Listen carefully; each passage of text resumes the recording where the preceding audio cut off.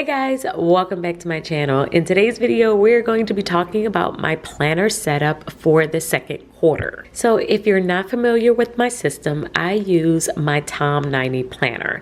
So Tom stands for the organized money, and this is a 90-day planner. So that's why it's called the Tom 90 planner. But I use this one book to organize my entire life. I set up this planner based on the categories of my life. And so in today's video, we are going to dive into what it looks like for the second quarter. I have made a couple of little minor changes, not really big changes, but I did want to share them with you. The very first thing that I did is I switched back my cover. So I had been using the brown cover, and let me go get it so you can see it. So I have been using this brown cover this past quarter. So January, February, March, this was my cover. And now as we're preparing to go into April, I did decide to switch back to the black. I just wanted a change, and I like the black. I love the brown. I really love both, but something about this black for the second quarter, I really just missed seeing it, and so I decided to switch that back. So we have the cover on. I still have the 1-inch metal gold disc, and then when you open it up, the first thing that you see is my Tom 90 cover. This is a laminated cover, and it just has the organized money and Tom 90 planner on it. After that, I have my table of contents. Now, my table of contents I create in Canva, and I will switch this out every single time I switch up my planner, just so I can easily see the current setup of my planner. Now, I've tried to share the link to this table of contents a couple of times in my description box, but every single time I do, YouTube flags it. So I will just leave the template name on the screen here so that if you are trying to use this particular template in Canva, you can go directly to it and just type it in. But for the second quarter, I did decide to simplify a little bit. I would normally have 6 planners within my system. I have had 6 for the past quarter, but I did change it up and decide to go back to 4. I have added a couple of inserts at the bottom. We will talk about that. But the reason why I decided to go back to 4 is I combined a couple of my areas just so it wouldn't take me too long to set it up. So let's talk about the areas I currently have. The very first one is my weekly hourly section. This is my time blocking planner. This is the planner that I will use to kind of map out the entire day. I am sorry if that sun is bothering y'all. Let me see if I could change it up a little bit. Hopefully I can help this light. Okay, that might be a little bit better. It's just direct sunlight, so hopefully it's not too bad. But within this planner, I have the hours from 6 a.m. until 10 p.m. and I will time block my entire day. This is the spot where I will decide what time I am doing certain things. Now, the thing that I loved about this planner is that it's an overview. It gives me a full look at every single day and what's going to happen. I can map out my entire week on a Sunday, and I will usually use colorful boxes in order to do so. I will block off moments in time where I say that I might be working or doing stuff for the kids or my family, or if I have something to do with my parents, then I will mark all of that off and block off the time. So that is how I use this planner. Now, this is not my detailed planner. This is really an overview of everything that is happening for the entire week, and that's why I will need the other planners to add in additional details. This one is really an overview. It just tells me where I need to be and what time I need to be there, and I will get the additional details in other planners. But this is my first planner. It's a weekly hourly planner, and I use it to plan out my entire week. The second planner in my system is my to-do planner. My to-do planner is one of my favorites because it is a vertical planner that really just helps me to brain dump and get everything that's out of my head on my planner. So the way that I like to use this one is that I will add the dates at the top, and then I will just map out every single thing that I have to do for the day. This one isn't really that neat. I'm gonna try and show you what it looks like within this planner here.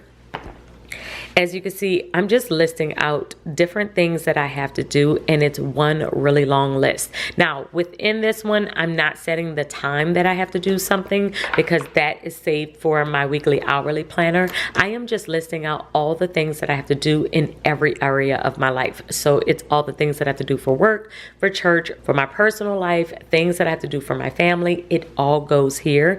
And then I will decide what time I'm going to do certain things, and I will put it in my weekly hourly planner. But I love this because it's not as structured, and it really does allow me to fully brain dump everything that I am thinking, and I can plan it out later on. In the past, I would put different information in different planners, like all of my work tasks would be in my work planner and my home tasks would be in my home planner. But the problem that I kept running into was that I would miss something. I wouldn't have checked my home planner against my work planner, and I would have double booked myself or said that I was going to do something at the same time, and it just wasn't working out. So now that I have all of my to-dos here, I am able to list them by priority. What do I need to do first, second, third, no matter if it's for church or for work, and then I will move that over into my weekly hourly planner at a specific time. So it's super helpful to help me to get things done. It has definitely been working, and so we are going to do the exact same thing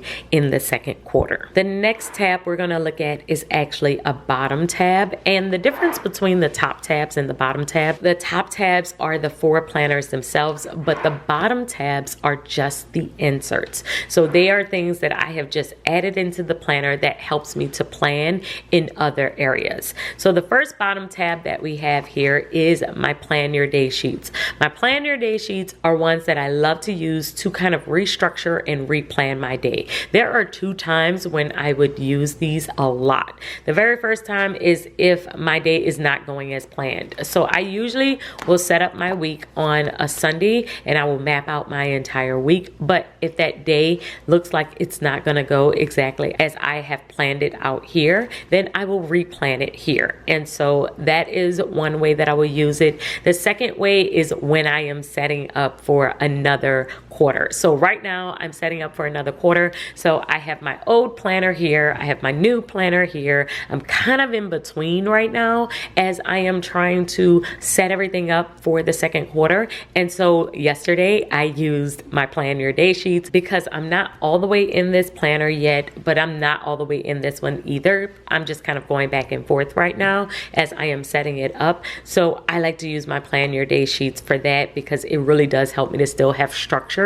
on a particular day. So I don't use these every single day, but I will use them when I need them. If my day gets thrown off, or if I'm really busy, or I didn't have time to set up my full week and I just need a place to plan out my current day. So that is my first bottom tab. And the reason why I made it a bottom tab is because I do not have the monthly calendar within my daily planner. It does come with a monthly calendar if you decide to just order the daily planner, but I decided that I just wanted to use it as an insert because I'm only going to be using it on the day of. So that is my first bottom tab. The next section in here though is my faith planner. So this is the 3rd planner that I have within my system, and this one I am using it for my Bible study. The very first page here, this is my overview page, and I was reading a book and I was writing some notes from that book. So that's what I use this first page for. And then after this, it's my scripture study where I will do a verse of the day, and then I also have some additional notes from other Bible studies. So I will use this one throughout my month. There is no real setup. As you can see, I used a couple of stickers here, but after that I have not used any stickers. I don't usually use stickers in this one. I am mainly using it to take a bunch of notes. And I also have my sermon area in the back here that I will use to write down different sermons. So each Sunday I will fill one of these pages out and I will write down different things that I have gotten from the sermon. And so this one is working well for me. We are going to keep using this one the exact same way. The next section is a bottom section, and this is my notes section. So it's another one that's really an insert. And the very first thing that I have in here is my social media calendar. I was mapping out what was coming up for the year. I will do that within my to-do planner as well on the monthly page, on the monthly calendar there. But a lot of times when I am trying to decide what's coming up next, or I'm mapping out an entire month, I will do that on a separate portrait style calendar. And so that's what I am doing here. I'm probably going to do the exact same thing for April and add that in. And then I have just different meeting notes and other notes that I am taking throughout the month. This is just journal paper.